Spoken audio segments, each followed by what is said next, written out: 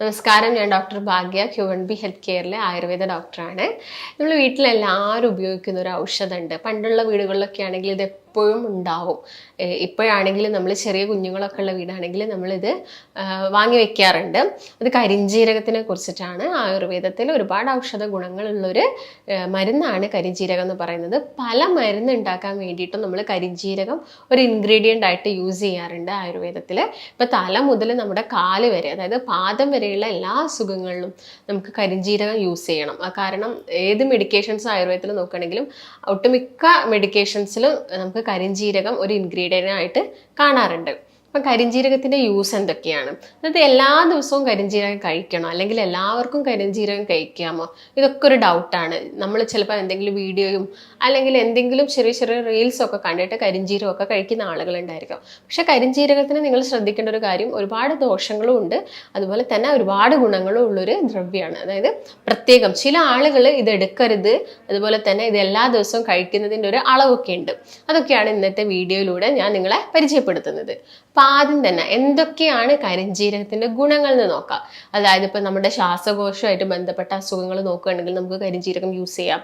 അതുപോലെ തന്നെ ഇപ്പോൾ സ്ത്രീകളുടെ കേസ് നോക്കുകയാണെങ്കിൽ ഗർഭാശയ ശുദ്ധിക്കൊക്കെ കരിഞ്ജീരകം നല്ലതാണ്. അതുപോലെ തന്നെ ഇപ്പം നമ്മുടെ വയറുമായിട്ട് ബന്ധപ്പെട്ട, ആമാശയമായിട്ട് ബന്ധപ്പെട്ട എന്തെങ്കിലും അസ്വസ്ഥത ഉണ്ടെങ്കിൽ, അല്ലെങ്കിൽ കുടലിന് എന്തെങ്കിലും ബുദ്ധിമുട്ടുകളോ കാര്യങ്ങളോ ഉണ്ടെങ്കിലൊക്കെ നമുക്ക് കരിഞ്ജീരകം യൂസ് ചെയ്യാം. അതുപോലെ തന്നെ ത്വക്കിൻ്റെ അസുഖങ്ങൾക്ക് കരിഞ്ജീരകം യൂസ് ചെയ്യുന്നുണ്ട്. ഇപ്പം വൃക്കയുടെ ആരോഗ്യത്തിന്, ഹൃദയത്തിൻ്റെ ആരോഗ്യത്തിന് എല്ലാം കരിഞ്ജീരകം നല്ലതാണ്.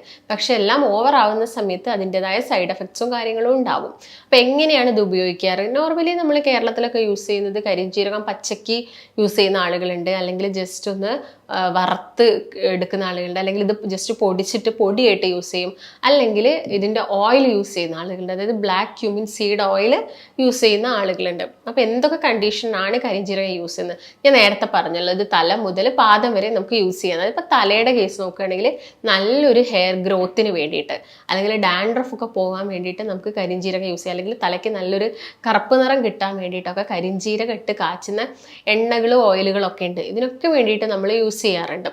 അതുപോലെ തന്നെ നമ്മുടെ സ്കിന്നിൻ്റെ കേസ് നോക്കുകയാണെങ്കിൽ നമുക്ക് ബ്ലാക്ക് ക്യൂമിൻ സീഡ് ഓയിൽ ഈ സ്കിൻ കണ്ടീഷനൊക്കെ യൂസ് ചെയ്യുന്ന ഒരുപാട് കേസസ് ഉണ്ട്. അതുപോലെ തന്നെ ഉറക്കമില്ലായ്മ കണ്ടീഷനിൽ നിങ്ങൾക്ക് ഉറക്കമൊന്നും വരുന്നില്ലെങ്കിൽ നമുക്ക് കരിഞ്ജീരകം ഒരു 3 ഗ്രാമോളം കുറച്ച് തേനിൽ മിക്സ് ചെയ്തിട്ട് കഴിക്കാവുന്നതാണ്. രാത്രി കിടക്കുന്നതിൻ്റെ ഒക്കെ മുൻപേ നിങ്ങൾക്ക് കഴിക്കാവുന്നതൊക്കെ നല്ലതാണ്.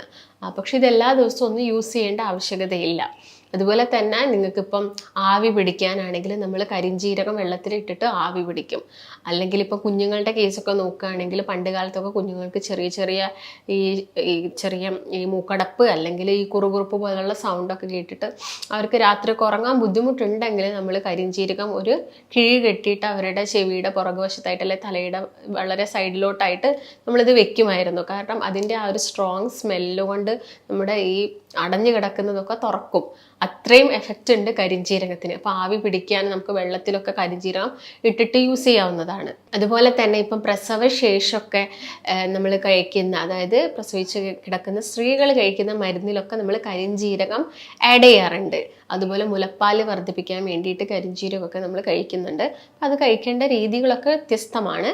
അതുപോലെ തന്നെ ഇപ്പം ദഹനക്കേട്, വയറിന് എന്തെങ്കിലും അസ്വസ്ഥത ഉണ്ടെങ്കിൽ, അല്ലെങ്കിൽ ഈ ബാക്ടീരിയ, ഒരു കെട്ട ബാക്ടീരിയ ആയ എച്ച് പൈലോറി ബാക്ടീരിയയുടെ പ്രസൻസ് ഒക്കെ കൂടുതലായിട്ടുണ്ടെങ്കിൽ നമുക്ക് കരിഞ്ജീരകം ഇട്ട വെള്ളമൊക്കെ കുടിക്കാവുന്നതാണ്. അതുപോലെ തന്നെ നിങ്ങൾക്ക് ഇപ്പോൾ അലർജിയുടെ ബുദ്ധിമുട്ടൊക്കെ ഉണ്ടെങ്കിൽ കരിഞ്ജീരകം പൊടിച്ചതും തേനും മിക്സ് ചെയ്തിട്ട് കഴിക്കാവുന്നതാണ്. അതുപോലെ തന്നെ ഇപ്പം വയറ്റിലൊക്കെ നല്ല കൃമിയുടെ ശല്യമൊക്കെ ഉണ്ടെങ്കിൽ നിങ്ങൾക്ക് ഈ കരിഞ്ജീരകം ഒരു 3 ഗ്രാം തന്നെ ഒരു ഗ്ലാസ് വെള്ളത്തിലൊക്കെ തിളപ്പിച്ചിട്ട് ആ വെള്ളം കുടിക്കാവുന്നതൊക്കെയാണ്. അതുപോലെ തന്നെ നല്ല തലവേദനയൊക്കെ ഉണ്ടെങ്കിൽ ഈ ബ്ലാക്ക് ക്യൂമിൻ സീഡ് ഓയിൽ നമുക്ക് ഒരു കോട്ടൺ തുണിയിലൊക്കെ ആക്കിയിട്ട് നമുക്ക് തലവേദന ഉള്ള ഭാഗത്തൊക്കെ അപ്ലൈ ചെയ്ത് കൊടുക്കുക. അതുപോലെ തന്നെ പല്ലുവേദന ഉണ്ടെങ്കിൽ കരിഞ്ജീരകം നമുക്ക് ഒരു ചെറിയൊരു കിഴി കെട്ടിയിട്ട് പല്ലിൽ വെച്ചിട്ട് കടിച്ച് വെക്കാവുന്നതൊക്കെയാണ്. ഇതൊക്കെ നമുക്ക് ആ ഒരു ബുദ്ധിമുട്ടൊക്കെ കുറയ്ക്കാൻ വേണ്ടിയിട്ട് സഹായിക്കും. അതുപോലെ തന്നെ നല്ല ജോയിൻറ്റ് പെയിൻ ഉള്ള സമയത്ത് നമുക്ക് കരിഞ്ജീരകത്തിൻ്റെ എണ്ണ നമ്മൾ യൂസ് ചെയ്യുന്ന ഏതെങ്കിലും ഒരു എണ്ണയിൽ മിക്സ് ആക്കിയിട്ട്, ഇപ്പോൾ എള്ളെണ്ണ ആയിക്കോട്ടെ അല്ലെങ്കിൽ വേറെ ഏതെങ്കിലും എണ്ണയിൽ മിക്സ് ചെയ്തിട്ട് ഒരു താൽക്കാലിക ശമനത്തിന് വേണ്ടിയിട്ട്, ആ ഒരു സമയത്ത് ഉണ്ടാകുന്ന വേദനയൊന്ന് കുറയ്ക്കാൻ വേണ്ടിയിട്ട് നമുക്ക് യൂസ് ചെയ്യാവുന്നതാണ്. അതുപോലെ തന്നെ നിങ്ങൾക്ക് ഇപ്പം നോർമലി കുടിക്കുന്ന വെള്ളത്തിൽ കരിഞ്ജീരകം ഡെയിലി ഇട്ട് കുടിക്കേണ്ട ആവശ്യകതയൊന്നുമില്ല. ഞാൻ പറഞ്ഞല്ലോ അതിൻ്റെതായ ചിലപ്പം സൈഡ് എഫക്ട്സ് വരാം. അതുകൊണ്ട് ഈ പറഞ്ഞ കാര്യങ്ങളൊക്കെ ആണെങ്കിൽ ഓൾട്ടർനേറ്റീവ് ഡേയ്സിൽ ചെയ്യാൻ വേണ്ടിയിട്ട് നോക്കുക.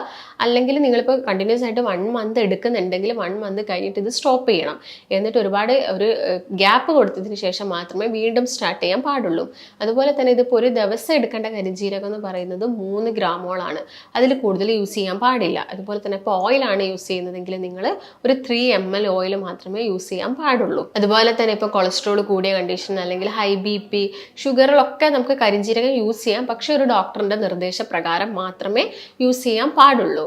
അതുപോലെ തന്നെ ഇപ്പോൾ ഞാൻ നേരത്തെ പറഞ്ഞു എങ്ങനെയാണ് കഴിക്കേണ്ടതെന്ന് വെച്ചാൽ പൊടിച്ചിട്ട് കഴിക്കുക, അല്ലെങ്കിൽ വറുത്ത് വെച്ചിട്ട് പൊടിച്ച് വെക്കുക, അല്ലെങ്കിൽ പച്ചയോട് കഴിക്കുന്ന ആളുകളുണ്ട്. ഇതിപ്പോൾ തേൻ, ഒട്ടുമിക്ക കേസിലും ഞാൻ തേൻ മിക്സ് ചെയ്യാൻ പറയുന്നത്.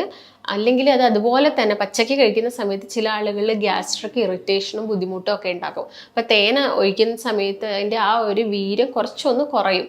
അതിനാണ് തേൻ മിക്സ് ചെയ്ത് കഴിക്കാൻ വേണ്ടിയിട്ട് പറയുന്നത്.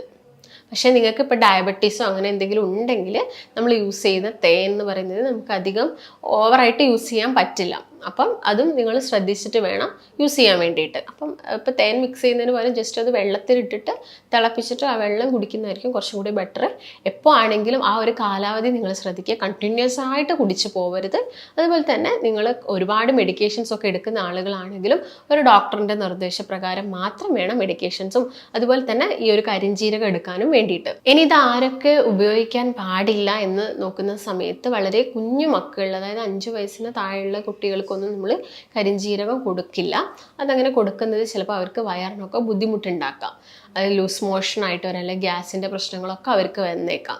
അതുപോലെ തന്നെ ഹൈപ്പോഗ്ലൈസീമിയ, ഷുഗർ പെട്ടെന്നൊക്കെ കുറഞ്ഞു പോകുന്ന ആളുകൾ ഉണ്ടായിരിക്കാം. ഇങ്ങനെയുള്ള ആളുകളും കരിഞ്ജീരകം യൂസ് ചെയ്യരുത്. അതുപോലെ തന്നെ BP പെട്ടെന്ന് ലോ ആവുന്ന, ഹൈപ്പോടെൻഷൻ, ഇങ്ങനെയുള്ള കണ്ടീഷനിലും നിങ്ങൾ കരിഞ്ജീരകം ഒരു ഡോക്ടറിൻ്റെ ഒന്നും നിർദ്ദേശം ഇല്ലാതെ യൂസ് ചെയ്യാനും പാടില്ല. അതുപോലെ തന്നെ ഇത് ബ്ലഡ് ക്ലോട്ട് ആവാൻ സ്ലോ ആക്കും. അതുകൊണ്ട് ഇപ്പം എന്തെങ്കിലും ഒരു ബ്ലീഡിങ് അസുഖമുള്ള ആളുകൾ, ഇപ്പം പൈൽസ് അല്ലെങ്കിൽ ഇന്റേണൽ ബ്ലീഡിങ് അല്ലെങ്കിൽ എന്തെങ്കിലും സർജറി കഴിഞ്ഞിരിക്കുന്ന ആളുകളാണെങ്കിൽ നിങ്ങൾ ഈ കരിഞ്ജീരകം യൂസ് ചെയ്യുന്നത് നല്ലതായിരിക്കില്ല. അപ്പം ഇതൊക്കെ ശ്രദ്ധിച്ചിട്ട് വേണം കരിഞ്ജീരകം യൂസ് ചെയ്യാൻ വേണ്ടിയിട്ട്. അപ്പം ഇതാണ് ഇന്നത്തെ വീഡിയോയിൽ ഞാൻ പറയാൻ വിചാരിച്ചത്. അപ്പം നിങ്ങൾക്ക് എന്തെങ്കിലും സംശയങ്ങളോ കാര്യങ്ങളോ ഉണ്ടെങ്കിൽ കോൺടാക്റ്റ് ചെയ്യുക. അപ്പം നമുക്ക് നല്ലൊരു ഹെൽത്ത് വീഡിയോ ആയിട്ട് വീണ്ടും കാണാം. നന്ദി.